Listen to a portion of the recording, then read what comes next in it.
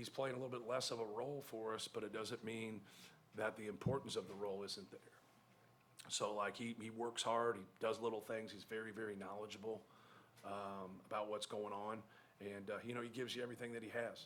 And like obviously, when we went offense, defense a lot, we started that when we got into foul trouble with Lance and Fletch in the first half. Then we just stayed with it. I thought he gave us a better chance defensively, and I thought Fletch gave us a better chance on the offensive end. So I don't think either one of these teams are going to get confused with the 85 Bears. So both really good teams, really good offensive teams, but like, but when you got a guy like that can really guard, like, you got to get him in the game. Like, you got to get him in there, and I thought he had a couple steals early and really helped us. Is the zone here to stay? I don't know. If we have to play Boo Booey again, like, man, he is magical. And that dude's good. Like Ty Berry, like I went and saw Ty Berry in an open gym when he was a junior. I think he was a junior, whatever. Like, wow, like those guys there, they're special, man. They're good players, but it's a good system. They run good stuff.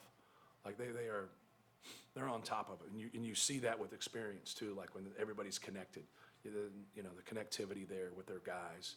Langborg being in his 4th year, Boo being in his 5th, Ty being in his 4th. Like those guys are all sharpshooters, good players, but they're intelligent and they're tough, and they make winning plays. Like I'm a big fan of Northwestern. I think they're a great team. After the first Northwestern game, did you feel like you had to do something different, a little bit radical? Yeah. Used to try to slow them down? We had some breakdowns. Like we went removed a couple times the first time, and he made us pay, and we were just absolutely saying you can't go removed. So we had our breakdowns, but like he's so good at getting in the paint and then playing pivot game and then getting you up in the air, getting fouls. He makes those little jump hooks. Like, who the hell's 6 foot and makes a bunch of jump hooks? You know what I mean? He does. And so like he just puts you in a bind. Like we're very fortunate to win the game. Like that shot he had, he makes that 70, 80% of the time. At least it seems that way.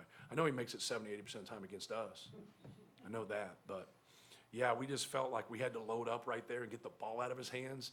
But then we were worried about the rotation because we were going to match back to man, but we didn't know how they would set up.